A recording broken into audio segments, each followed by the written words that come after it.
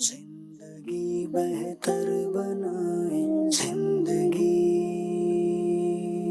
مختصر سی زندگی ہے بھائیوں،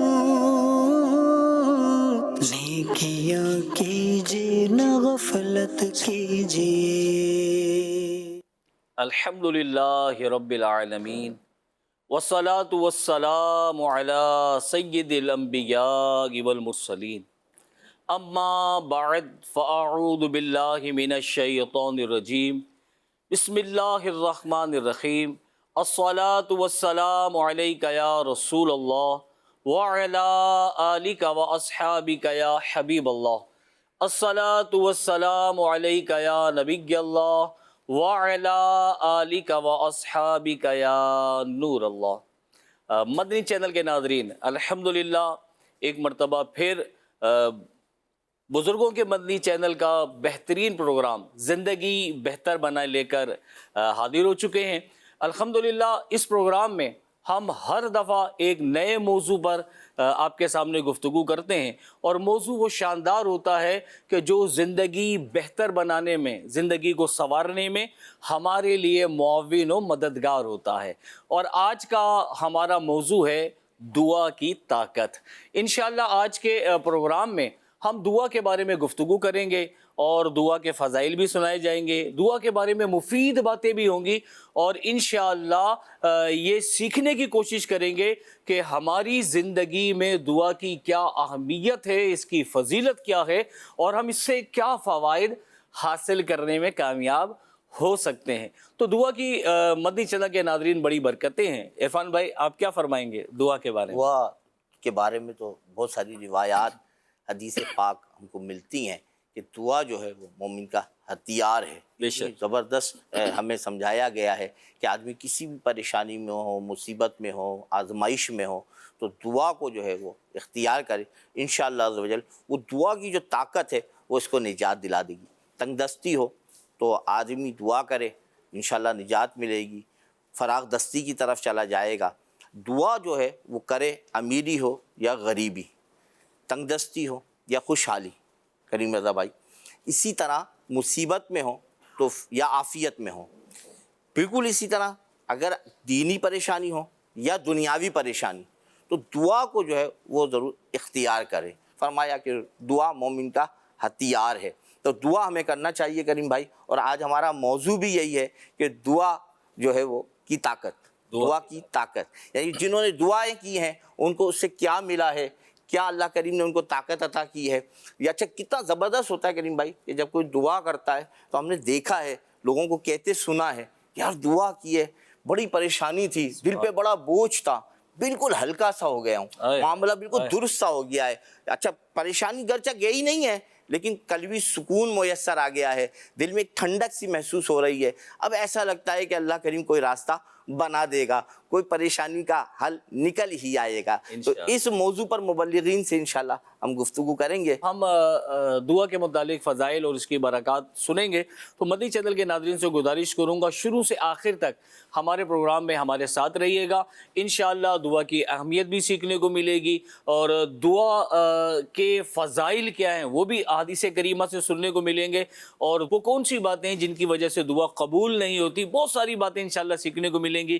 آپ سے گزارش یہ ہے کہ آپ آخر تک ہمارے ساتھ رہیے گا۔ اللہ کریم ہم سب کو آج کے اس پروگرام کو سننے کی، اسے سیکھنے کی اور اس پر عمل کرنے کی توفیق عطا فرمائے۔ انشاءاللہ ہم کلام کی طرف چلتے ہیں۔ صلو علی الحبیب صلی اللہ علی محمد صلی اللہ علیہ وسلم۔ اللہم صلی علی سیدنا و مولانا محمد، اللہم صلی علی سیدنا و مولانا محمد وعلی آلہ وصحبہ وبارک وسلم، اللہم صلی علی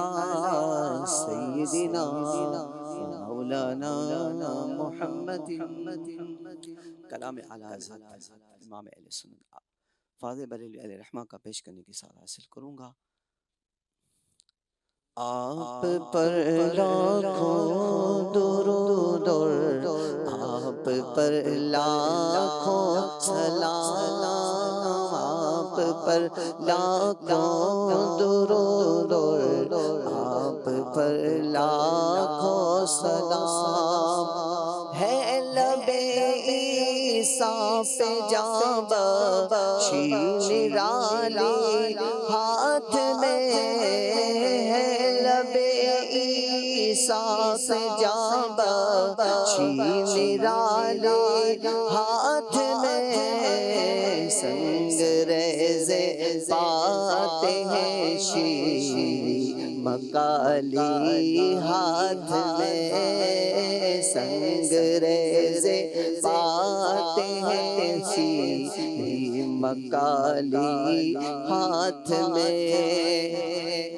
مالک کونین ہے گو پاس کچھ رکھتے نہیں، مالک کونین ہے گو پاس کچھ رکھتے نہیں، دو جہاں کی نعمتیں ہیں ان کے خالی ہاتھ میں، دو جہاں کی نعمتیں ہیں ان کے خالی ہاتھ میں، جود شاہ کوثر اپنے پیاسوں کا جویا ہے، جود شاہ کوثر اپنے پیاسوں کا جویا ہے، جب اڑ کر جو آ جائے پیالی ہاتھ میں، کیا جب اڑ کر جو آ جائے پیالی ہاتھ میں، دستگیر ہر دو عالم کر دیا سبتین کو، دستگیر ہر دو عالم کر دیا سبتین کو، اے میں قربا جان جانا انگشت کیا لی ہاتھ میں، اے میں قربا جان جانا انگشت کیا لی ہاتھ میں، آپ پر لاکھوں درود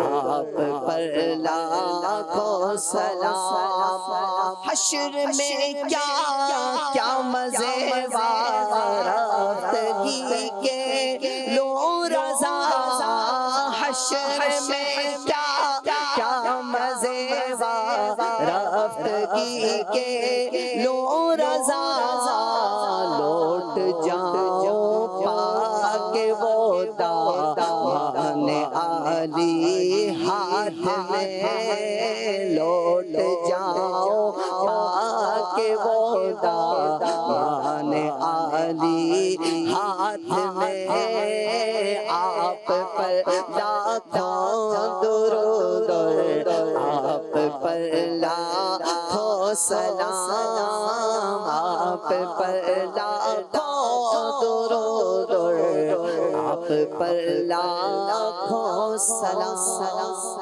سبحان اللہ سبحان اللہ، آپ پر لاکھوں درود اور آپ پر لاکھوں سلام۔ مدنی چینل کے ناظرین، پیارے پیارے آقا امام الانبیاء محبوب کبریا صلی اللہ علیہ وآلہ وسلم آپ مسجد میں تشریف فرما تھے، ایک صحابی آئے، انہوں نے نماز پڑھی اور نماز پڑھنے کے بعد اللہ تبارک و تعالیٰ کی حمد و ثنا بیان کی اور نبی پاک صلی اللہ علیہ وآلہ وسلم پر درود پڑھا اور دعا مانگنا شروع کی۔ تو جیسے ہی حمد و ثنا اور درود پڑھا تو نبی کریم صلی اللہ علیہ وآلہ وسلم نے ارشاد فرمایا کہ دعا مانگ قبول کی جائے گی اور سوال کر دیا جائے گا۔ سبحان اللہ۔ سبحان اللہ، سبحان اللہ۔ مدنی چینل کے ناظرین، پتہ چلا کہ جب بھی دعا مانگے تو پیارے پیارے آقا مکی مدنی مصطفیٰ صلی اللہ علیہ وآلہ وسلم پر درود و سلام پڑھنا چاہیے۔ مدنی چینل کے ناظرین، جب زندگی میں ہر طرف اندھیرا چھا جائے، کوئی راستہ سجائی نہ دیتا ہو، یوں لگے کہ سارے دروازے بند ہو گئے، دل ٹوٹ گیا ہو، کوئی سہارا دینے والا نہ ہو، کوئی دلاسا دینے والا نہ ہو، اور ایسی کنڈیشن میں انسان خود کو کمزور، تنہا، مجبور، بے بس اور بے کس محسوس کرے، تب ایک دروازہ ایسا ہوتا ہے جو ہمیشہ کھلا ہوتا ہے، کبھی بند نہیں ہوتا۔ وہ دروازہ مدنی چینل کے ناظرین دعا کا دروازہ ہے۔ دعا انسان کی وہ فطری پکار ہے جو دکھ، درد اور مایوسی کی عالم میں دل سے خود بخود نکلتی ہے۔ اللہ، ایسی کیفیت میں خود بخود دل سے دعا نکلتی ہے، جب کوئی سمجھانے والا نہ ہو، جب کوئی سمجھنے والا نہ ہو، جب کوئی سننے والا نہ ہو، تب انسان اپنے رب سے اپنے دل کا حال کہتا ہے۔ پریشانیوں کا حل اصل میں اسی میں ہے کہ انسان اپنے خوف، اپنے مسائل، اپنی پریشانیاں، اپنے دکھ، اپنے درد، اپنی تکلیفیں اپنے رب کے دربار میں، رب کے سامنے رکھ دے۔ ساری باتیں اپنے رب کے سامنے رکھ دے، کیونکہ اللہ پاک دلوں کے حال بھی جانتا ہے اور دکھی دلوں کی فریاد بھی سنتا ہے۔ پروگرام میں کچھ سیگمنٹ بھی شامل ہوں گے، ایک تصویر دکھائی جائے گی اور تصویر کے بارے میں آپ کی رائے لی جائے گی۔ اس تصویر کو دیکھ کر آپ کے ذہن میں جو خیال آ رہا ہے آپ یہ دیکھیں گے، اس میں کیا دکھ رہا ہے؟ عرفان بھائی کیا نظر آ رہا ہے آپ کو؟ ایسا لگ رہا ہے کہ بک کو جو ہے وہ پیٹرول پمپ بنایا گیا ہے اس کا، اور اس سے جو ہے وہ دماغ میں جو ہے فیول بھرا جا رہا ہے۔ فیول بھرا جا رہا ہے۔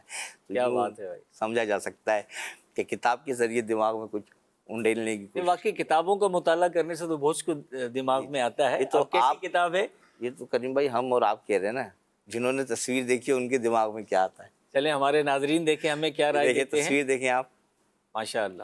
انداز وہی ہے کہ جیسے پیٹرول پمپ بنا ہوتا ہے تو پیٹرول فیول ڈالا جا رہا ہوتا ہے گاڑی وغیرہ میں، تو اسی طرح دماغ میں جو ہے وہ کوئی چیز کتاب کے ذریعے انڈیلی جا رہی ہے، تقویت دی جا رہی ہے دماغ کو اس کے ذریعے۔ ہمارے پروگرام میں مختلف سیگمنٹ شامل ہوتے ہیں۔ ایک سیگمنٹ ہوتا ہے ان کی بھی سنیے، پھر شیخ طریقت امیر اہل سنت کا ایک سیگمنٹ شامل ہوتا ہے، اور پھر ایک سیگمنٹ اور اس کے علاوہ شامل ہوگا مفتی قاسم عطاری صاحب کا۔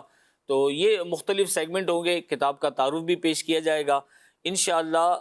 ان تمام چیزوں کو ہم شامل پروگرام کریں گے۔ آئیے اپنے پروگرام کے سلسلے کو آگے بڑھاتے ہیں۔ جی عرفان بھائی، آج ہمارا موضوع ہے دعا کی طاقت۔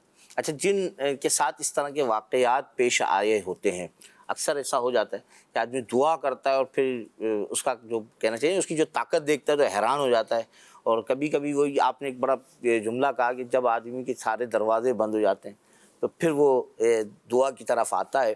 اور ہونا تو یہی چاہیے کہ ہر معاملے میں دعا کو ضرور اختیار رکھے۔ اور جب ہم اپنے اسلاف کے کردار کے متعلق پڑھتے ہیں، دیکھتے ہیں، حالات میں ان کے واقعات پڑھتے ہیں، تو لگتا یہی ہے، یعنی کہ ایسے ایسے مواقع پر انہوں نے ہمیں سکھایا یہی ہے کہ اپنے رب سے اپنا رابطہ دعا کے ذریعے مضبوط کر لیا، اپنے آپ کو دعا کے ذریعے مضبوط کرے، دعا کرے اللہ کی بارگاہ میں، انشاءاللہ عز و جل جو ہے وہ اللہ نے چاہ تو بہتری ہی ہوگی اس کے معاملات میں۔ ہمارے ساتھ جو گفتگو کریں گے نوید عطاری بھائی، مدنی بھی ہیں ماشاءاللہ۔ دعا کی کیا برکات ہوتی ہیں؟ اگر آدمی دعا کرے تو کس طرح مصیبتوں سے نکل جاتا ہے؟ کچھ واقعات کے ذریعے ہمیں۔ عرفان بھائی، دعا بہت بڑی سعادت ہے، بیش اور انسان کو جب مصیبت آئے تب بھی دعا مانگنی چاہیے، اور جب عافیت والا معاملہ ہو تب بھی دعا مانگے، یعنی ہر حال میں اللہ تعالیٰ کی بارگاہ میں دعا کے ذریعے اپنا رابطہ جو ہے وہ رکھنا چاہیے۔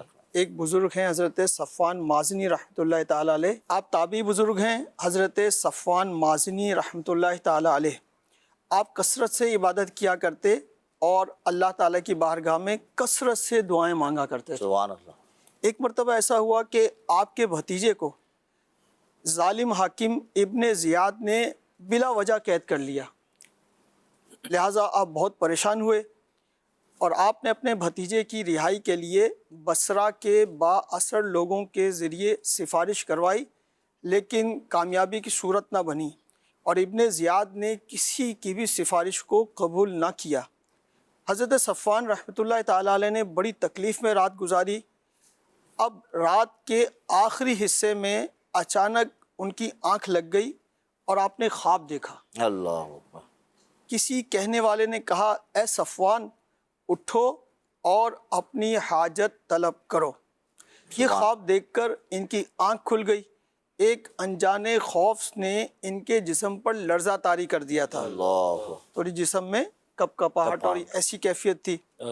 تو انہوں نے وضو کیا، 2 رکعت نماز ادا کی، پھر رو رو کر اللہ پاک کی بارگاہ میں دعا مانگنے میں مشغول ہو گئے۔ اچھا دیکھیے اللہ تعالیٰ کی رحمت اور اس کی قدرت، یہاں یہ رات کے وقت اللہ تعالیٰ کی بارگاہ میں مناجات کر رہے ہیں، اللہ اور وہاں ابن زیاد کے یہاں کیا ہوا کہ اسے بے چینی کی کیفیت اس پر طاری ہو گئی، اللہ اکبر۔ بے اطمینانی سی اور بے چین ہو گیا وہ، اور بالآخر اس نے اپنے سپاہیوں کو بلایا اور کہا کہ مجھے جیل کی جانب لے چلو۔ جب وہ وہاں پہنچا، جیل کے دروازے کھلوائے اور اس نے بلند آواز سے کہا بھتیجے کو فوراً رہا کر دو، اللہ کیا بات ہے، اس کی وجہ سے میں نے ساری رات بے چینی کے عالم میں گزاری ہے۔ کیا بات ہے، اب دیکھیے دعا کی طاقت کی ہم بات کر رہے ہیں، کیا بات ہے، یعنی سبحان انہوں نے جو دعا مانگی تو اس کی تاثیر کیسے ظاہر ہوئی کہ ابن زیاد کے دل میں بے چینی کی کیفیت طاری ہو گئی، اسے کسی پل سکون اور چین نہیں آتا تھا، اور اس کے ذہن میں یہ بات آ گئی کہ چونکہ میں نے بھتیجے کو بلا وجہ قید کیا ہے، ہو سکتا ہے یہ اسی وجہ سے مجھ پر بے چینی کی کیفیت ہو، لہٰذا وہ جیل کی جانب گیا اور وہاں اس نے ان کے بھتیجے کو آزاد کرنے کا حکم نامہ جاری کیا۔ اچھا، ابن زیاد نے کہا کہ اس کی وجہ سے میں نے ساری رات بے چینی کے عالم میں گزاری ہے۔ حاکم کی آواز سن کر سپاہیوں نے فوراً حضرت صفوان رحمۃ اللہ تعالیٰ علیہ کے بھتیجے کو جیل سے نکالا اور ابن زیاد کے سامنے لا کھڑا کر دیا۔ ابن زیاد نے بڑی نرمی سے گفتگو کی اور کہا جاؤ خوشی خوشی اپنے گھر چلے جاؤ، کیا بات، تم پر کیا بات، کسی سبحان قسم کا اللہ، کوئی جرمانہ وغیرہ کچھ بھی نہیں۔ کیا بات، سبحان اللہ، اتنا کہہ کر ابن زیاد نے اسے آزاد کر دیا۔ سبحان اللہ۔ وہ سیدھا اپنے چچا حضرت صفوان رحمۃ اللہ تعالیٰ علیہ کے پاس پہنچا اور دروازے پر دستک دی۔ اندر سے پوچھا کون؟ آواز آئی آپ کا بھتیجا۔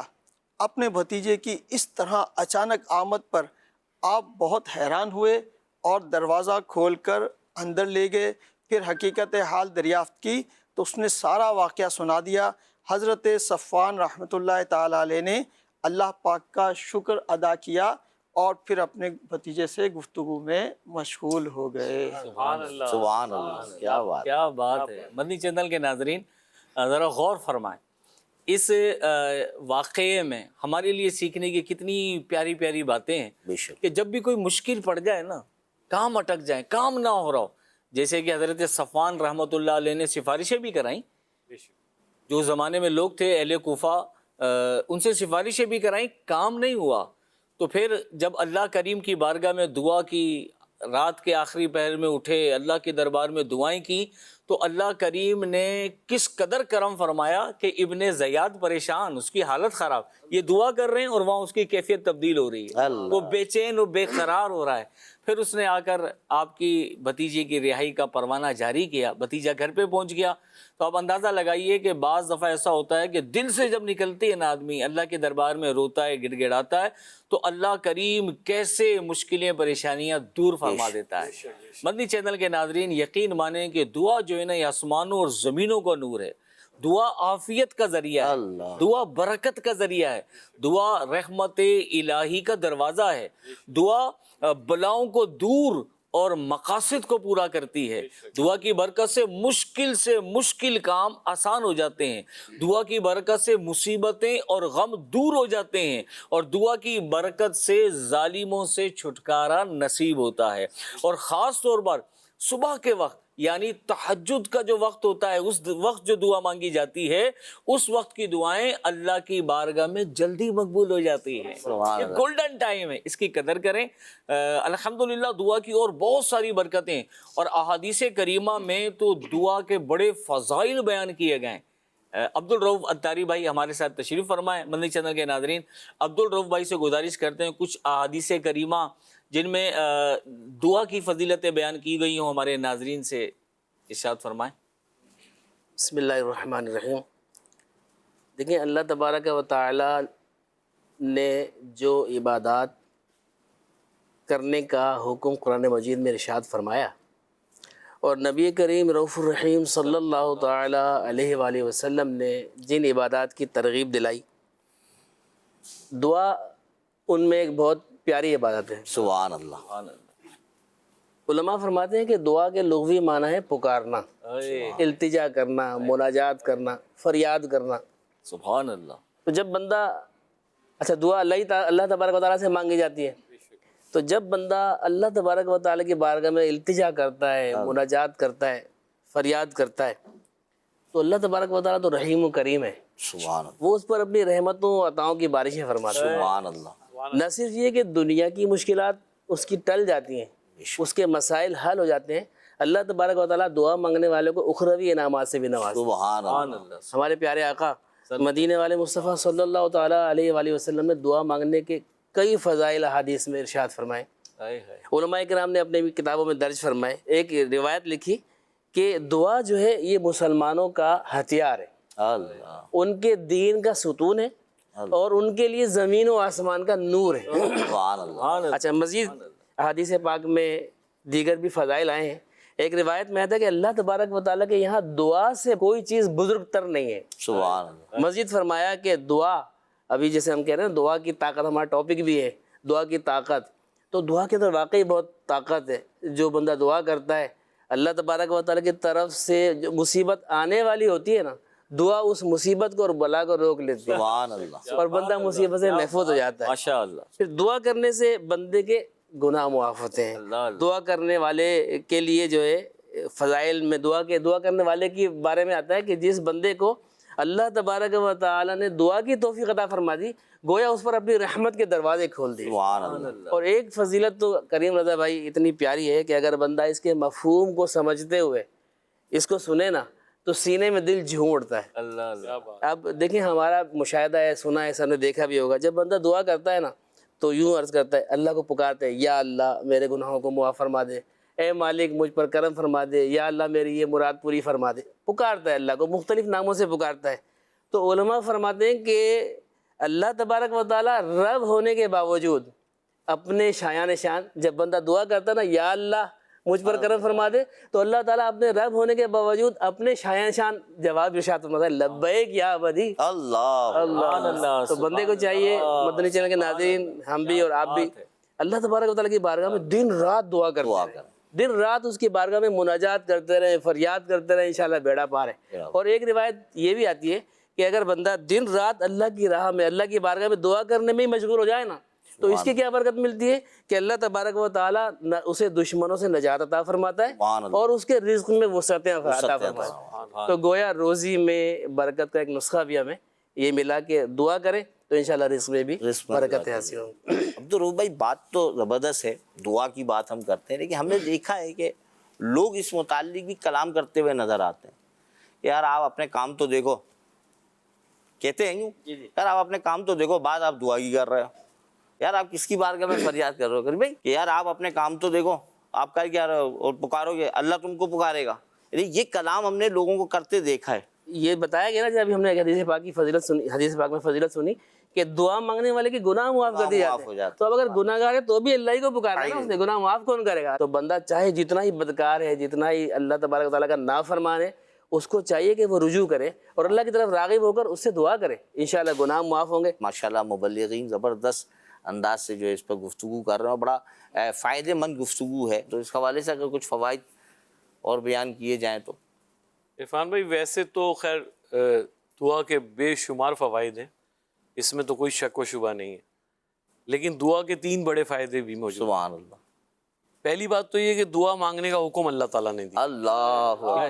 اس کی فضیلت کے لیے یہی کافی، یہی کافی۔ اللہ کا سب سے پہلے دعا کا مزہ لینے کے لیے، یعنی دعا کی اہمیت کا اندازہ کرنے کے لیے یہ کافی ہے، جیسے عبد الکریم بھائی نے فرمایا کہ دعا کا حکم اللہ تعالیٰ نے، اس کے رب نے حکم فرما دیا، جب رب نے حکم فرما دیا تو ہم بندے ہیں، دینا اس نے کہہ دیا مانگو ہے، ہم نے مانگنا ہے۔ لوگوں سے مانگنے سے کتنی شرمندگی حاصل ہوتی ہے، اللہ لیکن رب کی بارگاہ میں دعا مانگنے کا رب خود حکم فرماتا ہے.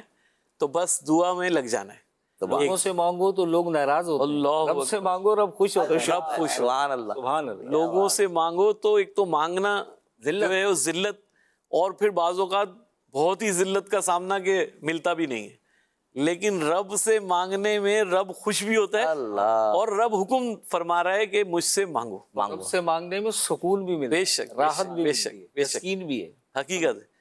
اور پھر یہ آقائے دو جہاں آخری نبی صلی اللہ تعالی علیہ وآلہ وسلم کی سنت مبارکہ. سبحان اللہ. سبحان اللہ. سبحان اب ہمیں سواگا. سبحان اللہ. اب ایک تو ہمیں پتہ لگا کہ بھئی رب نے حکم فرمایا ہے کہ دعا مانگو، اور پھر یہ بتایا کس نے؟ یہ ہمیں آخری نبی صلی اللہ تعالی علیہ وآلہ وسلم نے فرمایا کہ دعا مانگو، اور آپ کی سنت کریمہ بھی ہے کہ آپ دعا کثرت سے مانگا کریں. یہ دعا خود ایک عبادت بن گئی. اللہ. یعنی آپ نے جو فرائض ادا کرنے ہیں وہ تو کرنے ہی ہیں، لیکن اب اس کے بعد جو ہے دعا کو مانگنا ہے تو وہ بھی عبادت اللہ. ہے. دعا بھی جو ہے وہ عبادت کا درجہ لے گئی. بلکہ دعا کے بارے میں تو عتیق بھائی فرمایا گیا کہ دعا عبادت کا مغز. اللہ اکبر. بے شک، بے کیا شک. مقام ہے دعا. کیا بات ہے. یعنی اب آپ نے جو فرائض تو ادا کرنے ہیں وہ عبادت تو ہے، لیکن اس کا مغز کیا قرار دیا گیا کہ دعا مانگو. اور اس کی افادیت اور فضائل تو الحمدللہ عبد الرؤف بھائی نے بھی بیان فرمائے، حضرت نے بھی بیان فرمائے، نوید بھائی نے. لیکن یہ ہے کہ دعا عبادت کا مغز ہے، یعنی وہ عبادت کا درجہ اس کو حاصل ہو گیا. سبحان. تو دعا جو ہے وہ یقیناً ہمارے آخری نبی صلی اللہ تعالی علیہ وآلہ وسلم جو ہے وہ کثرت سے دعا مانگا کرتے تھے. دعا مانگنے والے کو ملتا کیا ہے؟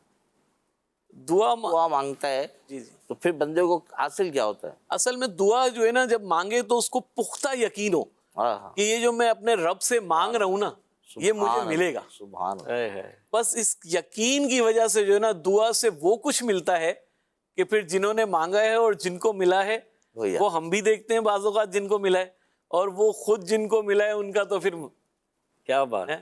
اور یقیناً ہم بھی کسی نہ کسی کی دعاؤں کا ہی ہم بھی صلہ پا رہے ہیں. الحمدللہ. ہم اپنے آپ میں اگر غور کریں تو ہم میں سے ہر کوئی جو ہے وہ کسی نہ کسی یا اپنی دعاؤں سے اللہ تبارک و تعالیٰ نے اگر ہمیں توفیق دی کہ ہم نے دعا مانگی یا کسی نے ہمارے لیے دعا مانگی ہے، جیسے کہ امیر اہل سنت جو ہے وہ اپنے مریدین کے لیے اور محبین کے لیے اور تمام مسلمانوں کے لیے دعائیں فرماتے رہتے ہیں. تو یقیناً یہ پھر ہمارے پیر صاحب امیر اہل سنت کی دعاؤں کا نتیجہ ہمیں بھی حاصل ہو رہا ہے. تو جو ہے یہ جب دعا اس یقین کے ساتھ جب مانگے گا نا کہ یقیناً اللہ تعالیٰ سے جب میں دعا کر رہا ہوں تو یہ مجھے یقیناً قبول ہوگی، تو پھر اس کی جو ہے افادت بھی ملے گی. اور اللہ پاک کے پیارے نبی صلی اللہ علیہ وسلم نے فرمایا کہ دعا جو ہے 3 باتوں سے کبھی خالی نہیں ہوتی. ایک تو یہ کہ وہ اس کے گناہ بخش دیے جاتے ہیں. جب وہ دعا مانگتا ہے دعائیں مانگتا ہے یقیناً اس دعاؤں میں وہ یہ بھی کہتا ہے یا اللہ میرے گناہ بخش دے، یا پروردگار مجھ پہ کرم کر دے، میری بخشش فرما دے، مجھے جہنم سے آزادی عطا فرما دے. تو وہ اس کے گناہ بھی بخش دیے جاتے ہیں. اور پھر جب وہ اس کے گناہ ایک تو بخشنے کا سبب ہے، اور دوسرا اس کو جو دنیا میں وہ مانگ رہا ہے، جو نعمتیں حاصل کرنا چاہ رہا ہے، جو وہ ترقیاں چاہ رہا ہے، جو عروج چاہ رہا ہے، جو آسائشیں چاہ رہا ہے، وہ بھی اس کو جو ہے عطا کی جاتی ہیں. اور تیسرا ہے کہ اس کو آخرت کی بھلائی عطا ہوتی ہے. سبحان اللہ. تیسرا جو ہے وہ اس کو آخرت کی بھلائی عطا ہوتی ہے. اور جب یہ آخرت کی وہ دعاؤں کا یعنی کہ ثواب کی شکل میں آخرت کی بھلائی وہ دیکھے گا تو وہ کہے گا کہ کاش کہ میں جو ہے دنیا میں اس کا مجھے دعاؤں کا صلہ کچھ بھی نہ ملتا اور مجھے آخرت کی جو اس کا صلہ ملتا. گویا عتیق بھائی یوں کہ جو دعا مانگتا ہے اس کی دعا 3 چیزوں سے خالی نہیں ہے. بے شک. یا تو گناہ بخش دیتی ہے وہ دعا اس کے، یا اس کی جو ہے دنیاوی فائدہ دے جاتی ہے، یا پھر جو ہے وہ اس کے لیے آخرت میں جمع کر لی جاتی ہے. اور آپ نے فرمایا کہ حدیث پاک میں فرمایا کہ آخرت میں اتنا ثواب دیکھے گا کہ آدمی تمنا کرے گا کہ کاش کی دعا. اللہ اللہ کیا بات ہے. کیا اصل بات میں عتیق بھائی ہمارے ہاں یہ ہوتا ہے کہ ہم دعا کر رہے ہوتے ہیں نا، ہمیں جلدی بہت ہوتی ہے. جلدی بہت. بس جو میں نے مانگا بس ابھی تک ملا نہیں، ابھی تک میرا کام ہوا نہیں. اس کے بارے میں کچھ جی اس میں جو ہے نا دعا تو ہم نے مانگنی ہے، دعا جلدی مانگنی ہے، آرام سے بھی مانگنی ہے، لیکن دعا کی قبولیت میں جلدی نہیں کرنی. उसमें वावेला नहीं मचाना कि जी मैंने दुआएं मांग रहा हूँ और मेरी दुआ कबूल नहीं हो रही, मेरी तो दुआ कबूल ही नहीं होती, मैंने तो इतनी दुआएं मांगी हैं, मेरे साथ ही क्या है, मेरे को नहीं मिल रहा, उसको मिल गया, मुझे क्यों नहीं हासिल हो रहा। तो ये नहीं करना है, बल्कि दुआ मांगते रहना है और उसमें जल्दी नहीं मचानी। इंशाअल्लाह वो जैसा कि है ना कि वो अगर यहाँ नहीं मिलेगा तो उसका तीसरा बड़ा फायदा आखिरत में तो हासिल होगा। तो वो जो है जल्दी नहीं मचाएगा तो उसको जो है आखिरत का तो उसको जो है उसका फायदा हासिल हो गई। और इसीलिए कहा गया कि जो है ना वो जल्दी ना मचाए और ये भी ना कहे कि मैंने दुआ मांगी लेकिन दुआ कबूल ही नहीं हुई, ये कहना जल्दी मचाना कहलाता है। सुभान अल्लाह, सुभान अल्लाह। पैकेज शामिल करेंगे हमारे प्रोग्राम में, मदनी चैनल के नाजरीन पैकेजेस भी शामिल होते हैं। तो आइए अमीर अहले सुन्नत का पैकेज देखते हैं। बुरा भला कहने से बीमारी चली नहीं जाती, बीमारी का इलाज किया जाए। अब ये बोलेंगे भाई डायलिसिस इतने अरसे से हो रहा है, बरसों से हो रहा है, फुला हो रहा है, तो ये अल्लाह पाक की मर्जी है। यानी कि हमेशा अपने से ऊपर को देखने के बजाय कि जो ऐश में है, आसानियों में, उनको देखने के बजाय मजीद जो तकलीफों में ना उनको बंदा देखे, तरीका यही है। अब डायलिसिस वाला मरीज ये गौर करे कि मेरी डायलिसिस हो रही है, बाकी कोई मर्ज नहीं है, और बेचारा फुला अगर तवज्जो करे तो हो सकता है कोई जहन में आ जाए। वरना ऐसे मरीज होते हैं कि जिसको हार्ट प्रॉब्लम भी होता है, डायलिसिस भी हो रही है। इस तरह मतलब ये कि जिसको ये दोनों मर्ज हैं वो फिर कैंसर वाले पर गौर करे, यार ये कैंसर भी है और हार्ट प्रॉब्लम भी है, बेचारे पर फालेज भी गिरा हुआ है। इससे मैं तकलीफ में जरूर हूँ, लेकिन उसके मुकाबले में मैं कम तकलीफ में हूँ। तो यूं हर तकलीफ वाले से बढ़कर तकलीफ वाला होता है। नीचे की तरफ देखना है, मालदार भी नीचे की तरफ देखे, मालदार बड़े सरमाएदार को ना देखे। सुभान अल्लाह, सुभान अल्लाह। शेख तरीक़त अमीर अहले सुन्नत ने मदनी चैनल के नाजरीन कितने प्यारे अंदाज में हमारी तरबियत फरमाई है। वाकई ये इरफान भाई बहुत ज़्यादा बात हमारे अंदर है कि दीनी मामला हो तो हम अपने नीचे वाले को देखते हैं, वो भी तो नहीं करता, उसने रखे रोज़े रखे, उसने वो भी तो ये नहीं करता। हमें मतलब आप बोलते रहते हैं, और जब दुनियावी मामला होता है हम देखते हैं अपने से ऊपर वाले को, और ऊपर भी बहुत ऊपर वाले, बहुत ऊपर वाले। हमारा किराए का घर है, उसका यूं, उसका ऐसा, उसकी बिल्डिंग, तो ये नुकसान की बात है। और फिर जो बीमारियां आती हैं, तकलीफ़ें आती हैं, उन्हें कितनी प्यारे अंदाज में समझाया कि आपको एक बीमारी, आप उन्हें देखें जिन्हें दो बीमारी हैं, अल्लाह, आपको दो हैं तो चार बीमारी वाले को देखें, क्योंकि ज़्यादा बीमारियों वाले भी लोग माशरे में, आपको अस्पताल चले जाएँ तो बहुत सारी मिसालें देखने को मिल जाएंगी। मुझे याद आता है रुकने शुरा हाजी अमीन अत्तारी साहब कराची के एक तिजारती मरकज़ में जो है वो नमाज जुमा आपने पढ़ाई। आप फरमाने लगे कि मेरे पास एक पर्ची आई, जब वो पर्ची आई ना दुआ की नहीं, तो मैं परेशान हो गया। उस पर लिखा हुआ था कि आप दुआ फरमाएं कि अल्लाह मेरे बच्चियों को सेहत दे। यानी 3 बच्चियां गालिबन थी और ज़ौजा मोहतरमा, सबको जो है वो खून का कैंसर था। अल्लाह, ये हाजी साहब फरमाती हैं, मैं देख कर पर्ची जो ना हैरान हो गया। और उस शख्स के लिए मैं बोले, आदमी बोले यार दुआ करे, यार जहाँ जहाँ याद आए बस दुआ करे। यानी हम कैफियत यही है मदनी चैनल के नाज़रीन, यकीन जाने कि हम अब थोड़ा सा ऊपर आए ना, जिसको बोलते थोड़ा सा ऊपर होकर देखें कि यार लोग दुनिया में किस तरह परेशान हैं। और कभी कभी तो ऐसा होगा कि आप किसी की परेशानी देखकर आपको लगेगा यार मुझे तो अल्लाह ताला ने कोई इम्तिहान ही नहीं दिया है भाई, ये तो यूं ही निकल गया। अच्छा, निकल भी जाते हैं बहुत सारे, लेकिन हम खामा खाई में उसको ओढ़ लेते हैं, और ऐसा ओढ़ते हैं कि फिर उसी के तहत जो है ना वो अमीर ने फरमाया ना कि उल्टा सीधा बोलना, बकना शुरू कर देते हैं। फिर मकसद अल्लाह करीम की बारगाह में मायूसी वाले जुमले बोले जाते हैं, उसकी रहमत से मायूसी वाला अंदाज इख्तियार कर लिया जाता है। तो ये अंदाज नहीं है। अगर आई है ना, आपका इम्तिहान आ ही गया है, तो आप दुआ कीजिए। दुआ करेंगे तो इंशाअल्लाह अज़्ज़ वजल जो है वो बहुत फ़ायदा होगा। अच्छा, दुआ नवीद भाई, वो कौन से लम्हात है कि जब दुआ की जाए? ये भी एक मामला है ना, कोई दुआ तो हम कर ही रहे हैं, लेकिन कोई ऐसे लम्हात नहीं है कि जब हम दुआ करें और बस जो है ना वो कबूलियत की तरफ चले जाए। वैसे तो दुआ के बारे में बताया कि नुकसान तो है ही नहीं ना, या तो दुनिया में मिल जाना है, یا جس کے لیے دعا کی ہے وہ مسئلہ حل ہو جانا ہے, دنیا میں اس کا مل جانا ہے, یا گناہ بخش دیے جائیں گے یا آخرت میں جمع کر دیا جائے گا.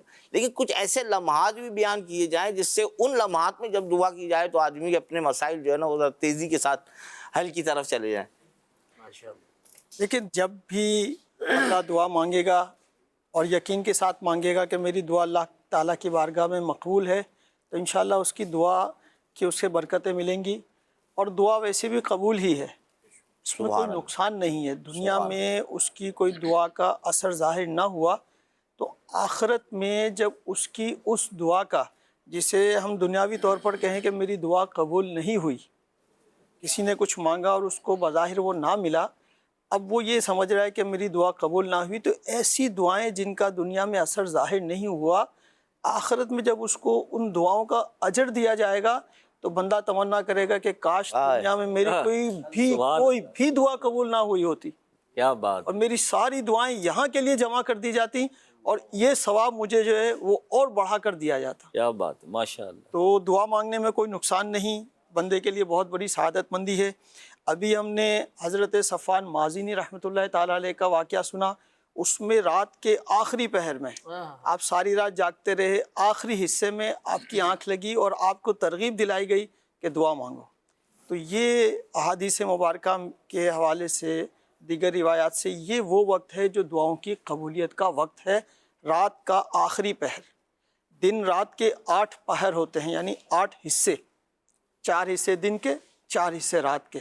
تو رات سمجھ لیں اگر 12 گھنٹے کی ہے تو ہر 3 گھنٹے کا ایک دورانیہ جو ہے وہ ایک پہر کہلائے گا. تو یوں 2.5 یا 3 گھنٹے آخری کے, صبح سے پہلے کے, یہ آخری پہر کہلائے گا. اس میں اٹھ کر اللہ تعالیٰ کی بارگاہ میں جو ہے وہ دعا کرنی چاہیے. یہ دعا کی قبولیت کا وقت کہا گیا اور اللہ تعالیٰ کی رحمت پکار رہی ہوتی ہے. تو ایسے لمحات میں بندے کو غافل نہیں ہونا چاہیے اور دعا مانگتے وقت جو ہے دل میں یقین بھی ہو اور ان اوقات میں خاص طور پر دعا مانگے. اچھا, ایک حدیث پاک میں آتا ہے, پیارے آقا صلی اللہ تعالیٰ علیہ وآلہ وسلم کی بارگاہ عالی میں عرض کی گئی, کون سی دعا قبولیت کے زیادہ قریب ہے؟ تو آپ صلی اللہ تعالیٰ علیہ وآلہ وسلم نے ارشاد فرمایا, رات کے پچھلے پہر یعنی آخری پہر اور فرضوں کے بعد مانگی جانے والی دعا. تو فرض کے بعد جو دعا مانگی جاتی ہے وہ دعا بھی اللہ تعالیٰ کی بارگاہ میں قبولیت کے اوقات میں سے ایک وقت ہے. جب بندہ فرض کی ادائیگی کر لے تو دعا ضرور مانگے, اس کی ترغیب دلائی گئی. مختصر مانگ لے لیکن دعا فرض کی ادائیگی کے بعد ضرور مانگے. اسی طرح جمعۃ المبارک کا دن بڑا بابرکت دن ہے اور اس کی بھی بڑی فضیلتیں ہیں. تو اس دن میں بھی ایک گھڑی جو ہے وہ دعاؤں کی قبولیت کی ہے. اللہ کے پیارے نبی صلی اللہ تعالیٰ علیہ وآلہ وسلم فرماتے ہیں, جمعہ کے دن ایک گھڑی ایسی ہوتی ہے کہ اگر کوئی مسلمان اس وقت دعا کرے تو اللہ پاک اسے ضرور قبول فرماتا ہے. سبحان اللہ. یہی توجہ اور یہی یقین دل میں ہو کہ میں اس وقت میں اللہ تعالیٰ کی بارگاہ میں دعا کر رہا ہوں, یہ دعا کی قبولیت کا وقت ہے اور میری یہ دعا انشاءاللہ تعالیٰ ضرور قبول ہوگی. اسی طرح یوم عرفہ, عرفہ کے دن. اچھا, اسی طرح مظلوم کی دعا, یہ بھی اللہ تعالیٰ کی بارگاہ میں قبول ہے. اور مسافر کی دعا, یہ بھی اللہ تعالیٰ کی بارگاہ میں قبول ہے. اور احادیث مبارکہ میں ان کی دعاؤں کی قبولیت کی خوشخبریاں دی گئی ہیں. سبحان اللہ. اور ہمارے عام ماحول میں بھی دیکھتے ہیں, دینی ماحول میں, کہ جب کوئی اسلام بھائی سفر پر جا رہے ہوتے ہیں یا ہمیں کوئی اسلام بھائی ملتے ہیں جو قافلے کے مسافر ہیں یا دیگر مطلب ہے کہ کوئی اور سفر میں نکلے ہیں اس طرح, تو ہم ان سے دعا کا کہتے ہیں کہ ہمارے لیے دعا ضرور کرنا, اور کہنا بھی چاہیے کیونکہ وہ مسافر ہے اور مسافر کی دعا اللہ تعالیٰ کی بارگاہ میں مقبول ہوتی ہے. اچھا, اسی طرح ایک اور حدیث پاک ہے, پیارے آقا صلی اللہ تعالیٰ علیہ وآلہ وسلم نے فرمایا, 3 دعائیں ایسی ہیں جن کی قبولیت میں کوئی شک نہیں, مظلوم کی دعا, مسافر کی دعا اور والد کی دعا اپنی اولاد کے لیے. یہ اپنی اولاد کے لیے جو بھی دعا مانگے ان کی دعا اللہ تعالیٰ کی بارگاہ میں مقبول ہے. تو بچوں کو بھی چاہیے, اولاد کو چاہیے, چاہے کسی بھی عمر کے ہوں, اگر 50 سال کے بھی ہو جائیں اور والد اور والدہ زندہ ہیں تو ان سے دعا ضرور کروانی چاہیے. کیونکہ ان کے حق میں ان کی دعا قبول ہی قبول ہے. سبحان اللہ. اور والدین کو بھی چاہیے اپنے بچوں کے لیے دعا کرتے رہیں، دنیا میں کامیابی اور خاص طور پر اخروی کامیابی کے لیے دعا کرتے رہنا چاہیے اور اپنے بچوں کو دعاؤں سے نوازتے رہنا چاہیے. تو یہ چند لمحات ہیں جو ہماری زندگی بدل سکتے ہیں، اور ان میں ان قیمتی گھڑیوں میں کی گئی دعائیں اللہ تعالیٰ کی بارگاہ میں مقبول ہوتی ہیں. اور بندے کو دعا مانگتے وقت دل کا اعتقاد رکھنا چاہیے اور دل کی گہرائی اور توجہ کے ساتھ دعا مانگنی چاہیے. لیکن ایک اتنی بڑی بات بیان کی کہ جب بندہ دعا کرتا ہے تو اللہ تعالیٰ فرماتا ہے لبیک یا عبدی. سبحان اللہ. یہ کتنی بڑی بات ہے کہ اللہ تعالیٰ یعنی جواب عطا فرماتا ہے ادعونی واستجب لکم، تم دعا مانگو میں تمہاری دعا قبول کروں گا. تو اللہ تعالیٰ کی بارگاہ سے جواب آ رہا ہے، لیکن ہمیں مطلب ہے کہ اس کا ادراک نہیں ہوتا، اور جو دل سے دعا نکلتی ہے وہ انشاءاللہ قبول ہوتی ہے. ایک شعر ہے کہ دل سے جو بات نکلتی ہے اثر رکھتی ہے، پر نہیں طاقت پرواز مگر رکھتی ہے. سبحان اللہ. دل سے دعا مانگے، اللہ تعالیٰ کی بارگاہ میں انشاءاللہ قبول ہوگی. بے توجہی سے دعا مانگنے سے اپنے آپ کو بچانا چاہیے اور دعا کی قبولیت پر نظر رکھنی چاہیے. اللہ تعالیٰ ہمیں سچے دل سے اور دل کی گہرائیوں کے ساتھ اللہ کی بارگاہ میں ہم جب بھی دعا کریں دعا کرنے کی توفیق عطا. نوید بھائی آپ نے جو بات کی نا کہ والدین سے دعا کرائے، تو میں ایک اسلامی بھائی ہمارے تعلقات ہوتے ہیں، آپ نے ملتا ہے، تو انہوں نے بتایا کہ ابھی ان کے بچے کی شادی ہونے والی ہے. تو انہوں نے کہا کہ یار ہم نے نا شاپنگ کرنے نکلنا تھا بچے کی شادی کے لیے.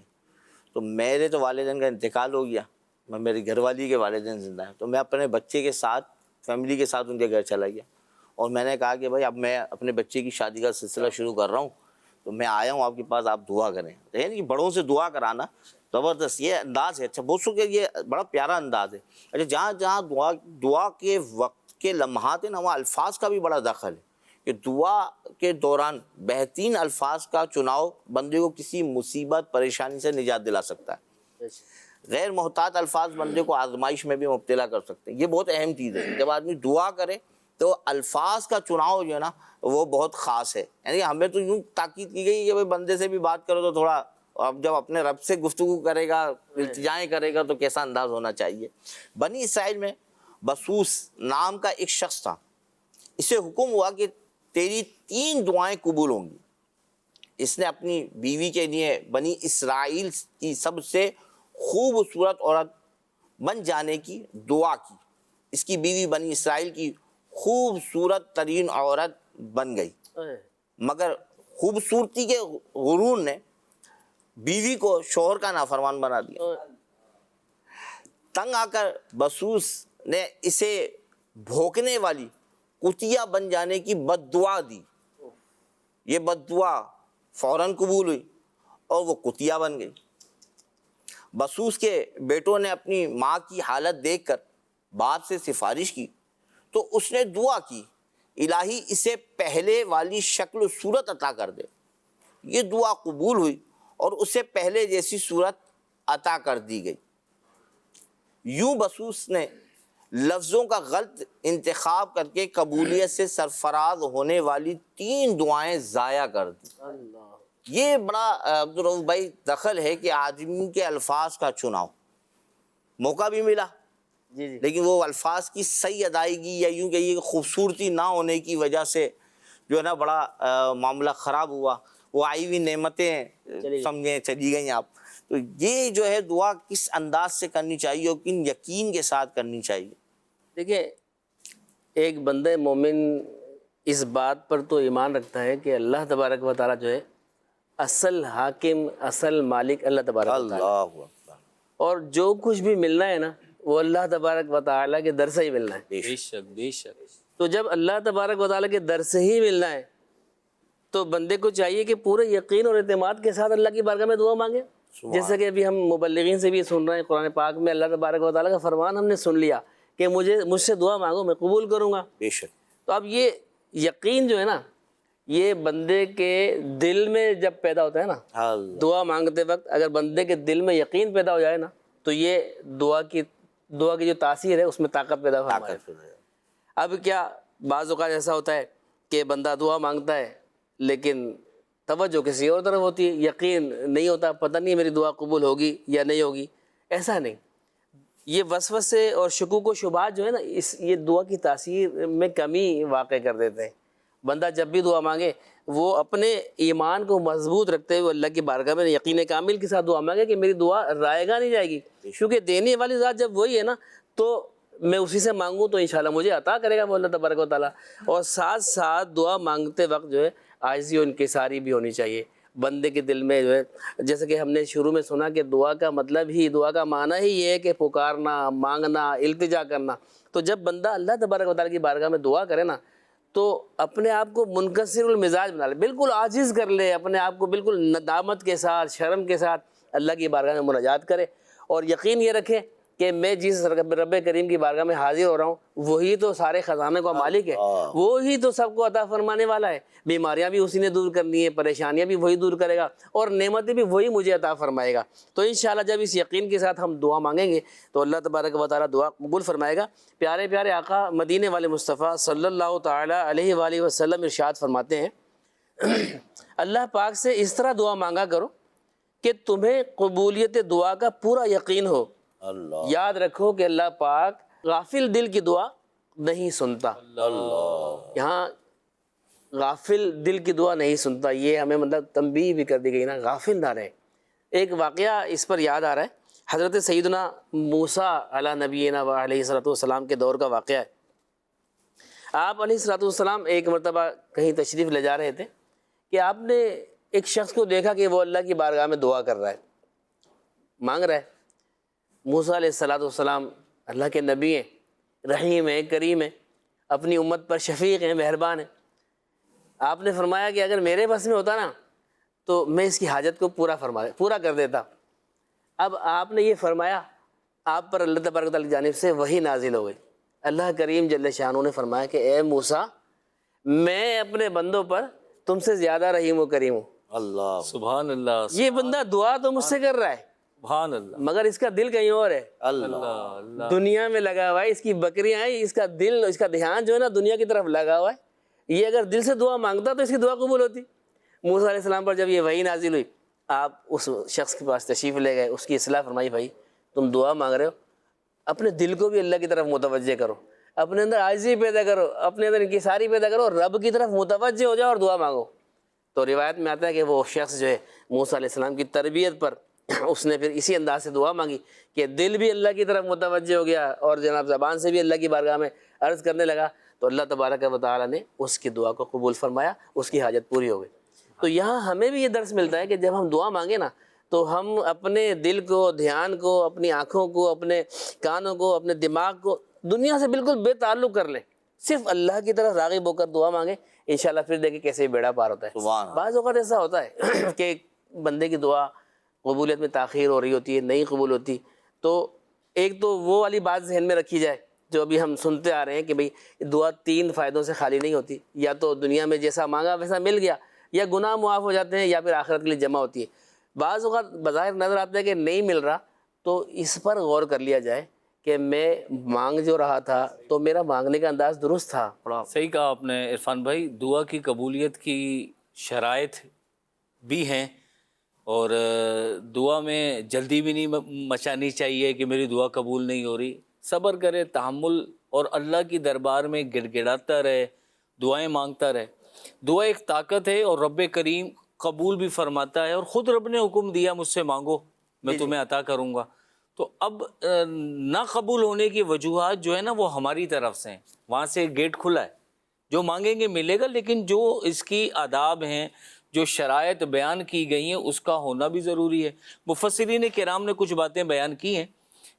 دعا مانگنے میں اخلاص ہو, اللہ اخلاص ہو, دکھاوا نہ ہو, ریاکاری نہ ہو. اللہ سے مانگے, اللہ کے لیے مانگے, ساری توجہ اللہ کی طرف ہو, تو انشاءاللہ ہماری دعا قبول ہوگی. دعا مانگتے وقت دل کسی اور سمت مشغول نہ ہو. جیسے آپ نے سنا موسیٰ علیہ السلام کی روایت ابھی آپ کو بیان کی گئی کہ دعا اللہ سے مانگ رہا ہے, گڑ گڑا بھی رہا ہے, اس طرح دعا مانگ رہا ہے کہ موسیٰ علیہ السلام کو دیکھ کر رحم آیا کہ مطلب میں عطا کر دوں اس کو. اتنی مطلب بظاہر تھا, ظاہر تو واقعی وہ عاجزی والا گڑ گڑاہٹ بھی تھی اور رو بھی رہا تھا, لیکن دل بکریوں میں اٹکا ہوا تھا.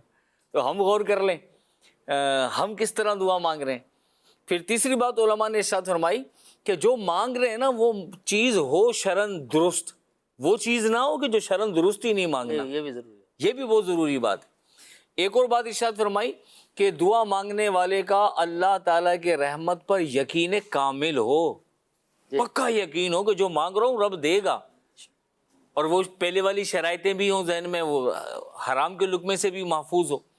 اگر دعا کی قبولیت ظاہر نہ ہو، ٹائم لگے، جیسے کہ مفسرین نے بہت سارے واقعات ایسے بیان کیے ہیں کہ انبیاء کرام علیہ السلام نے بھی دعائیں کی ہیں تو بہت ٹائم کے بعد جا کر ان کی دعائیں قبول ہوئیں. تو جلدی نہ مچائے، یقین رکھے کہ اللہ بہتر جانتا ہے ہمیں جس چیز کی ضرورت ہے وہ ہمارے لیے کب فائدہ مند ہے، یہ رب ہم سے زیادہ جانتا ہے. تو انشاءاللہ اس طرح دعا مانگیں گے، قبولیت کی شرائط پائی جائیں گی تو 3 میں سے ایک فائدہ اللہ کریم ضرور عطا فرمائے گا. مدنی چینل کے ناظرین، ہمارے پروگرام میں سیگمنٹ شامل ہوتے ہیں. ابھی بھی ایک سیگمنٹ کا وقت ہے. عرفان بھائی سیگمنٹ ہے، ان کی بھی سنیے، ان کی بھی سنتے ہیں، ان کی بھی سنیے، دیکھتے ہیں. نیکیاں کیجیے نہ غفلت کیجیے. امیر اہل سنت مدینہ منورہ سے رخصتی کا وقت تھا تو الوداعی حاضری تھی. امیر اہل سنت نے ارشاد فرمایا کہ رکن شورا حاجی یافور رضا آج کل ماشاءاللہ ہیں، تو ان کو ارشاد فرمایا اور مجھے ارشاد فرمایا کہ آپ دونوں میرے ساتھ چلیے تو الوداعی حاضری دینی ہے. ہم چلے اور امیر اہل سنت مسجد نبوی شریف میں حاضری دی، اور جو ریاض الجنہ ہے اس کے حدود جہاں اینڈ ہوتے ہیں، یعنی پہلے سبز اور لال قالین الگ الگ ہوتے تھے، آج کل تو سب جگہ سبز ہی ہیں، تو وہ جو ریڈ کلر کے قالین تھے آپ وہاں سے الوداع پڑھنا شروع ہوئے اور ہمیں ارشاد فرمایا کہ آپ میرے چہرے کے سامنے رہیے گا. اور پھر ہم دونوں امیر اہل سنت کی طرف منہ کیے ہوئے تھے اور امیر اہل سنت قبلے سائڈ پر آپ کا چہرہ مبارکہ تھا، اور دونوں ہاتھ ہلاتے ہوئے، جیسے الوداع کرتے ہیں نا، دونوں ہاتھ ہلاتے ہوئے الوداع تاجدار مدینہ، دونوں ہاتھوں سے اس طرح آپ الٹے قدم ہٹنا شروع ہوئے. وہ ایک ایسا منظر تھا اس وقت تو ہمیں مطلب ہے بس ایک خیال ہی آتا ہے کہ وہ ہم نے دیکھا ہے، بسا ہوا ہے دماغ میں. آپ جانتے ہیں کہ ایک عاشق مدینہ جب رخصت ہوتا ہے مدینہ منورہ سے تو ان کی کیا حالت ہوتی ہے. تو آپ رخصت بھی ہو رہے تھے اور تمام صحن مبارکہ جو ہم آج کل جسے چھتریوں والا صحن کہتے ہیں اس سے بھی آپ الٹے قدموں رخصت ہوئے، اور اسی طرح تسلسل کے ساتھ بالکل گیٹ تک آپ تشریف لے آئے، کسی کی طرف سے کوئی رکاوٹ بھی نہیں آئی. امیر سنت دروازے پر آ گئے اور وہ جس طرح مسجد سے نکلنے کا طریقہ ہے، الوداع جاری ہے اور زاروں قطار آپ رو رہے، تو اشک بہا رہے تھے، تو آپ دروازے سے باہر آئے تو ہم نے گزارش کی کہ آپ اب تھوڑا سا چہرہ اس طرح کر لیں عام آدمیوں کی طرح، تو چلے گئے. پھر تھوڑا سا باہر نکلے، پھر مسجد شریف کی طرف آپ نے اسی طرح رخ کر لیا اور پھر الٹے قدموں اسی طرح رخصت ہوتے رہے. پھر وہ پرانا کبوتر چوک مشہور تھا، وہاں پہ آپ اسی طرح الوداع کرتے ہوئے آ رہے ہیں، دونوں ہاتھ پورے اٹھا کر الوداع پڑھتے ہوئے آ رہے ہیں. پھر آپ فٹ پاتھ پہ تشریف لے گئے اور پھر وہ بھی مطلب الوداع ہوتا رہا. بڑی جذب و کیفیت کا عالم تھا میرے اہل سنت کا، روتے بلکتے اپنے رہائش گاہ تک تشریف لائے اور پھر وہاں الوداع کی محفل شروع ہو گئی. وہ اسلامی بھائی جو وہاں چل مدینہ میں امیر اہل سنت کے ساتھ گئے ہوئے تھے، وہ الوداع کی ایک محفل رکت انگیز شروع ہوئی، اور پھر وہاں سے لوگوں نے روتے ہوئے، کہتے ہیں نا روتے ہوئے سامان سفر باندھ رہے ہیں، تو وہ تو واقعی روتے ہوئے سامان سفر مدینہ پاک سے باندھ بھی رہے تھے، اور کوئی دیوار سے چمٹا ہوا کھڑا تھا، تو کوئی دروازے سے چمٹا ہوا رو رہا تھا، کوئی ہاتھ پکڑ کے بلا رہا تھا. اب چونکہ مجھے نگران کی حکم ملا تھا کہ بھئی ان ساروں کی خدمت کرنی ہے، امیر قافلہ ہے آپ، حکم ملا تو پھر میں ان کے ساتھ سامان وغیرہ رکھوانے میں چلے گئے. جب امیر سنت مدینہ پاک کے لیے حاضر ہوئے تو آپ نے یہ تصور دیا کہ سب سے پہلے جو مدینے میں داخل ہوں گا وہ میں ہوں گا، لہٰذا سب سے اگلی سیٹ تھی، اور الوداع کے وقت یہ تصور دیا کہ سب سے آخری سیٹ پہ میں بیٹھوں گا، کیونکہ الوداع کے وقت نا تم سب میں سب سے آخر میں جدا ہوں. امیر سنت تو مبارک سرزمین سے بھی جدا گانا انداز میں جدا ہوتے ہیں، تو آپ کا بڑا پیارا انداز تھا، بار بار آپ کا روزہ انور کی طرف اپنا چہرہ کر کے فریاد کرنے کا اور الوداع پڑھنے کا. جب بس میں بیٹھے پھر الوداع شروع ہو گیا. تو جو شرکائے قافلہ تھے ان پہ اتنا رکت طاری تھی کہ بس میں ان کی دلی طور پہ یوں کہیں کہ چیخنے کی آوازیں تھیں. نیکیاں کیجیے نہ غفلت کیجیے. مدی چینل کے ناظرین، ابھی آپ نے سنا سیگمنٹ ان کی بھی سنیے، اور مبلغ دعوت اسلامی شیخ طریقت امیر اہل سنت کی مدینہ طیبہ سے واپسی کا ذکر کر رہے تھے. اللہ کچھ عاشقان رسول جانے کی تیاری کر رہے ہیں. حاجی پروازیں شروع ہو چکی. جی ہاں، الحمدللہ آج کی پروازیں، کاش ایسا کرم ہوتا کہ جانے والوں میں ہمارا نام بھی شامل ہو. اللہ اس سال حج کی سعادت پانے والوں میں ہمارا نام بھی ہوتا. جو حجاج کرام حج کے سفر پہ ہیں، اللہ کریم سب کو برکتیں عطا فرمائے. آمین. باقی شہر مدینہ کی حاضری بہت بڑا شرف ہے، اور نبی مکرم صلی اللہ علیہ وآلہ وسلم کہتے ہیں نا کہ جو عاشق مدینے جاتا ہے تو جاتے ہوئے بھی رو رہا ہوتا ہے. مدینے کا سفر ہے اور میں نم دیدہ جبھی افسردہ بدن لرزیدہ. عاشق تو مدینے جاتے ہیں تو بھی رو رہے ہوتے ہیں. اور شیخ طریقت امیر اہل سنت کی واپسی کے مناظر ابھی مدنی چینل کے ناظرین آپ نے بھی دیکھے کہ مدینے سے واپسی واقعی عاشق کے دل پہ بڑی گراں گزرتی ہے. بڑا تکلیف دہ لمحات ہوتے ہیں. مدینہ طیبہ چھوڑ کر آنا، واقعی کسی عاشق کا حال دیکھیں تو پتہ چلتا ہے مدینہ کیا ہے، اللہ مدینے سے محبت کیا ہوتی ہے، اور نبی کریم صلی اللہ علیہ وآلہ وسلم کے عشق کا عالم کیا ہوتا ہے. اللہ کریم ہمیں بھی مدینہ طیبہ کی ایسی والہانہ عقیدت اور محبت نصیب فرمائے. اگر چند اشعار سنا دیں. مدینے کا سفر ہے اور میں نم دیدہ.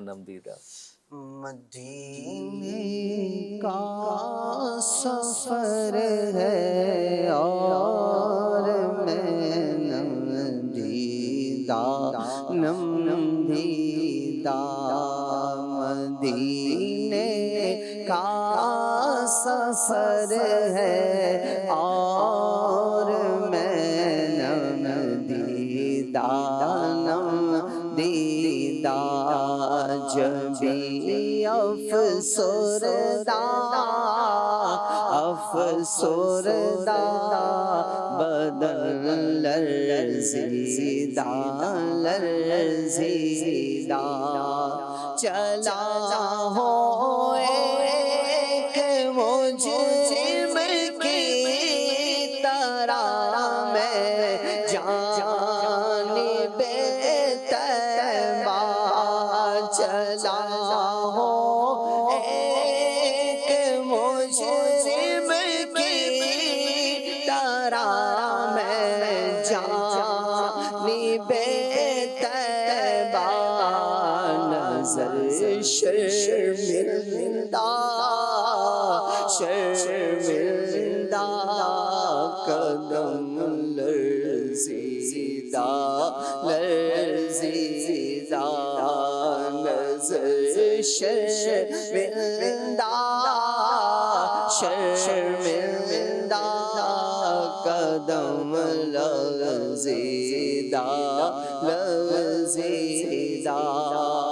کسی کے ہاتھ نے مجھ کو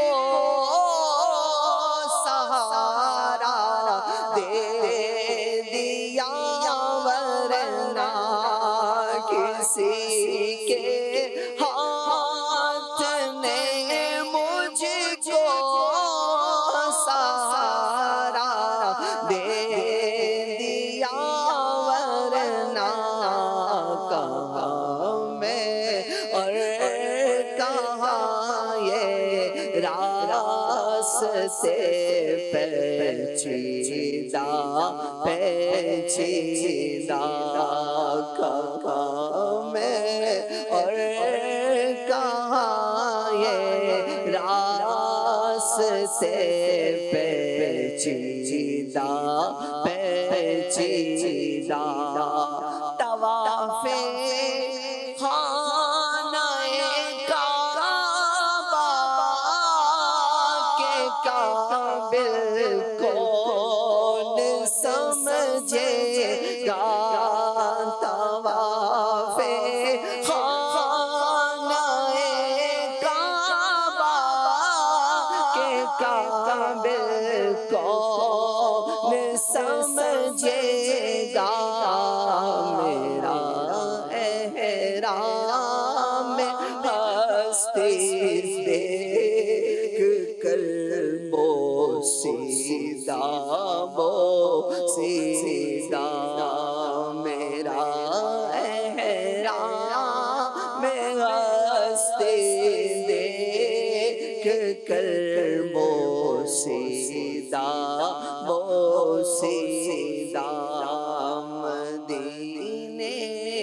کا سفر ہے اور میں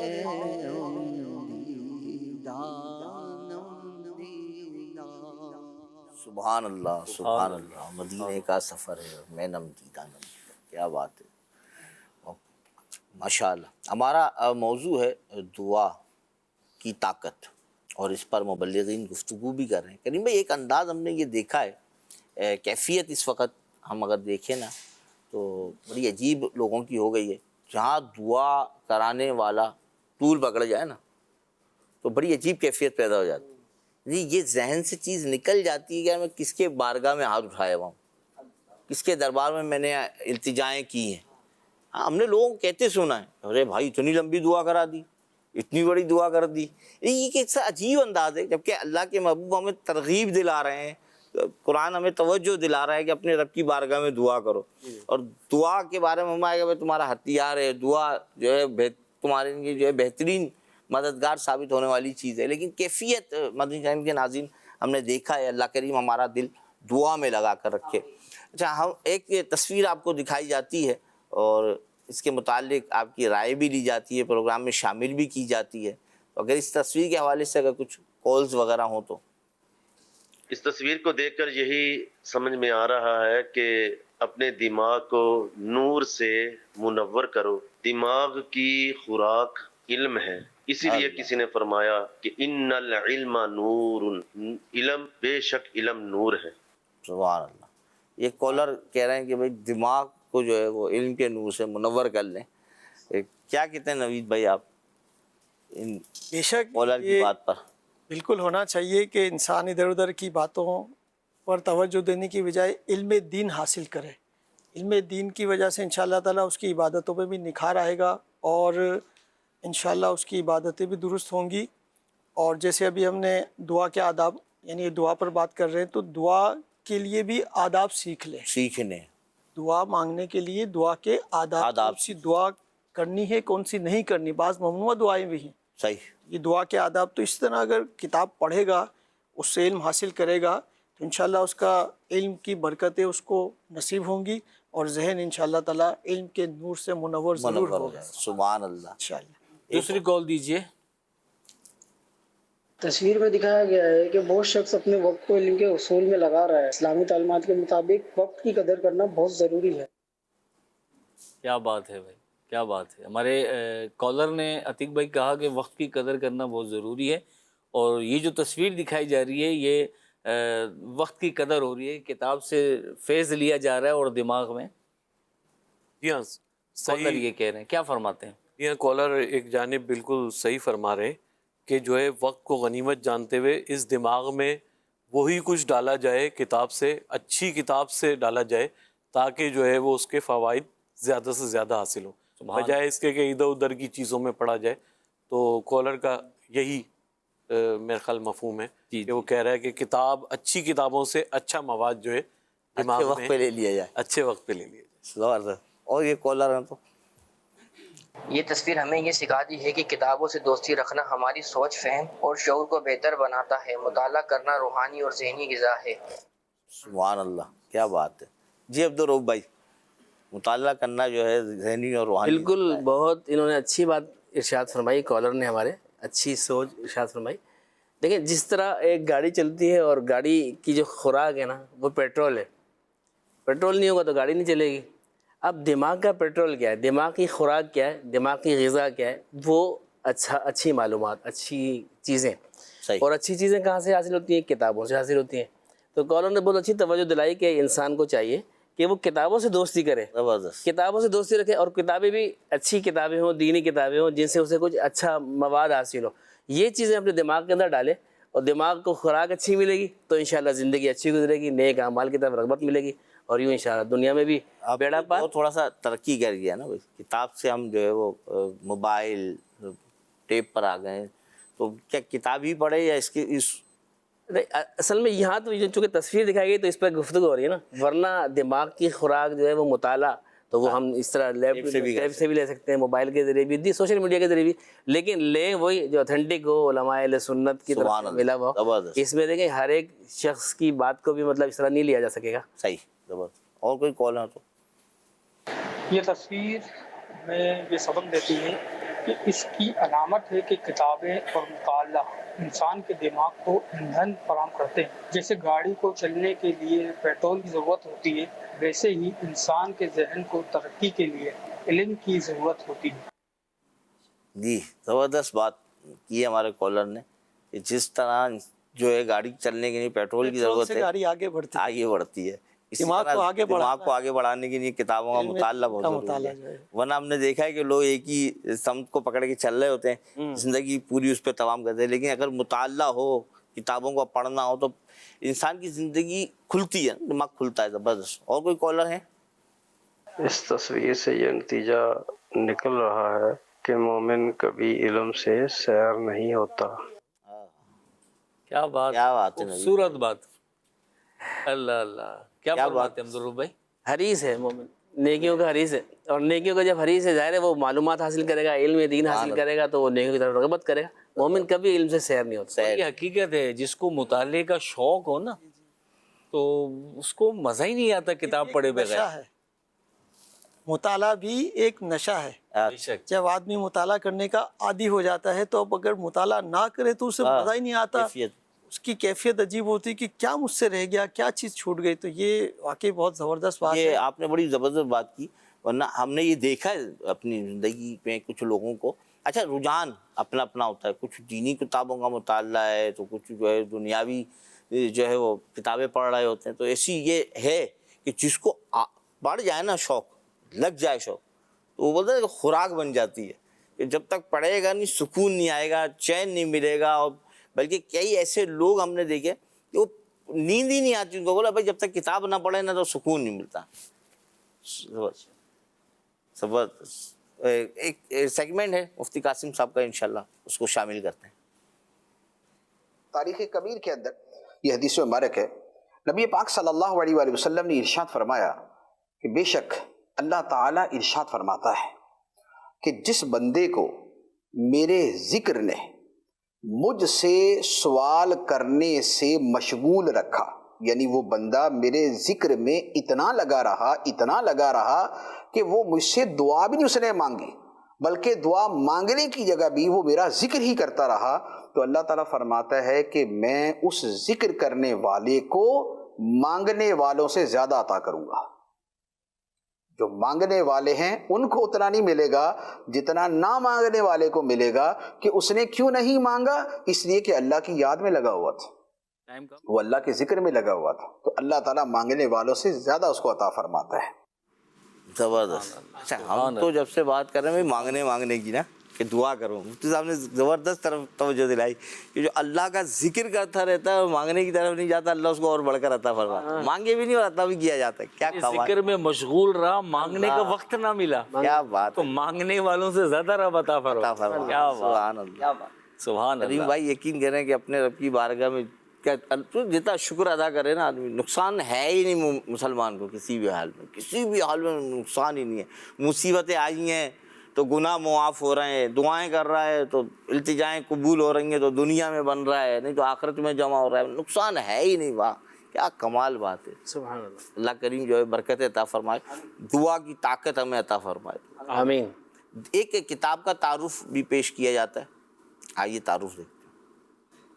مسجد الحرام کے وہ 11 مقامات جہاں نبی کریم صلی اللہ علیہ وسلم نے نماز ادا فرمائی. مکہ مکرمہ کے 10 نام، مکہ مکرمہ کی 19 خصوصیات، حجر اسود کی 4 خصوصیات، مدینہ منورہ کے 12 نام، مدینہ منورہ کی 18 خصوصیات، مسجد نبوی کے 8 ستون رحمت. یہ دلچسپ معلومات کے ساتھ ساتھ امام مالک، اعلیٰ حضرت پیر مہر علی شاہ، مولانا سردار احمد خان، مفتی احمد یار خان نعیمی، ان تمام بزرگان دین رحمت اللہ علیہ مجمعین کے حرمین طیبین کے دلچسپ و خوبصورت واقعات، یہ سب آپ پڑھ سکیں گے ایک ہی کتاب میں جس کا نام ہے عاشقان رسول کی 130 حکایات. آج ہی مکتبۃ المدینہ سے حاصل کیجیے. مکتبۃ المدینہ. سبحان اللہ. یہ عاشقان رسول کی 130 حکایات یہ کتاب ہے کریم بھائی آپ کے پاس؟ ماشاءاللہ. عاشقان رسول کی 130 حکایت. میں ان تمام مدنی چینل کے ناظرین سے گزارش کروں گا جو اس دفعہ حج کے سفر پر روانہ ہو رہے ہیں تو ہو سکتا ہے کہ ان تک یہ کتاب نہ پہنچی ہو تو آپ یہ کتاب مکتبۃ المدینہ سے حاصل کریں اور ان حجاج تک پہنچائیں.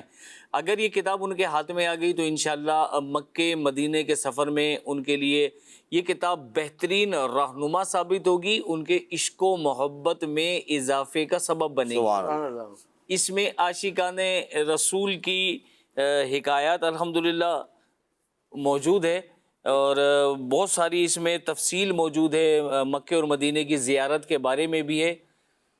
اس یہ الحمدللہ اس کا ہدیہ 480 روپے ہے اور 264 پیجز ہے، اس کے اندر پیج موجود ہیں الحمدللہ، اور بہت ساری معلومات ہے اس کتاب کے اندر. تو مدنی چینل کے ناظرین سے گزارش کروں گا خود بھی پڑھیں، مکے مدینے کی محبت دل میں بڑھے گی، اور مکے مدینے کی محبت تو ہمارے ایمان کا حصہ ہے، انشاءاللہ لطف دوبالا ہوگا. اور جو مکے مدینے کے مسافر بن رہے ہیں انہیں تحفہ دیں، ان کے لیے بہترین تحفہ بنے گا. الحمدللہ مدنی چینل کے ناظرین، ہمارا پروگرام زندگی بہتر بنائیں وقت بالکل آخری وقت چل رہا ہے، اور اس آخری وقت میں آخر میں ایک حدیث کریمہ آپ کی خدمت میں عرض کروں گا. پروگرام کا آخری وقت چل رہا ہے، ہمارے پروگرام کا آخری وقت ہے. اللہ کریم ہمیں عافیت والا ہمارے ساتھ معاملہ فرمائے. دعا میں بھی عافیت ہی ہونی چاہیے، الفاظ پر بھی غور ہونا چاہیے. حضرت انس بن مالک رضی اللہ تعالیٰ عنہ فرماتے ہیں، ایک بار کا واقعہ ہے، ایک انصاری صحابی 3 دن تک بارگاہ رسالت مآب صلی اللہ علیہ وسلم میں حاضر نہ ہوئے. اللہ پاک کے پیارے نبی محمد عربی صلی اللہ علیہ وسلم نے صحابہ کرام سے ان کے متعلق پوچھا تو بتایا گیا یا رسول اللہ وہ شدید بیمار ہیں. یہ خبر سن کر پیارے آقا صلی اللہ علیہ وآلہ وسلم نے حضرت سیدنا ابو بکر صدیق، حضرت عمر فاروق اور چند دیگر صحابہ کرام رضی اللہ عنہم کو ساتھ لیا اور ان کی عیادت کے لیے تشریف لے گئے. اللہ پاک کے آخری نبی صلی اللہ علیہ وسلم نے اپنے پیارے پیارے صحابی کو دیکھا، وہ واقعی شدید بیمار تھے. آپ صلی اللہ علیہ وسلم نے خوب صورت انداز میں، بڑے پیار بھرے انداز میں ان کی عیادت فرمائی، ان کا حال احوال پوچھا. انصاری صحابی نے اپنا حال عرض کیا اور ساتھ ہی اپنے بیمار ہونے کا سبب بیان کرتے ہوئے اپنا واقعہ یوں بیان کیا جس کا خلاصہ یہ ہے. ان انصاری صحابی نے عرض کیا یا رسول اللہ، ایک روز میں مغرب کے وقت مسجد میں حاضر تھا، آپ نماز پڑھا رہے تھے، آپ نے نماز میں سورہ قارعہ کی تلاوت فرمائی. اسے سن کر مجھ پر خوف کا غلبہ ہوا اور میں نے اللہ پاک کی بارگاہ میں دعا کی، یا اللہ مجھے دنیا میں ہی آزمائش میں ڈال دے اور مجھے آخرت میں عذاب نہ دینا. یہ دعا کی کہ یا اللہ مجھے دنیا میں آزمائشوں میں مبتلا کر دے مگر آخرت کے عذاب سے بچا لینا. نبی کریم صلی اللہ علیہ وآلہ وسلم نے جب یہ بات سنی تو ان صحابی نے عرض کیا یا رسول اللہ، اس دعا کے بعد سے میری یہ حالت ہے. حضور علیہ السلام نے ارشاد فرمایا کہ تم نے درست نہیں کیا، تمہیں یہ دعا نہیں کرنی چاہیے تھی، تمہیں تو اللہ پاک سے دنیا کی بھی بھلائی مانگنی چاہیے تھی اور آخرت کی بھی بھلائی مانگنی چاہیے تھی. یوں کہتے یا اللہ مجھے دنیا میں بھی بھلائی دے، مجھے آخرت میں بھی بھلائی دے اور مجھے جہنم کے عذاب سے بھی محفوظ فرما.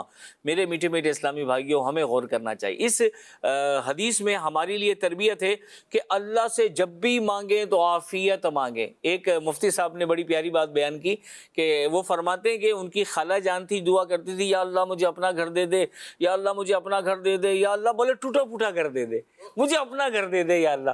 تو اللہ پاک نے گھر تو دیا مگر ٹوٹا پھوٹا ہی ملا، تو وہ مانگا ٹوٹا پھوٹا کرتی تھی.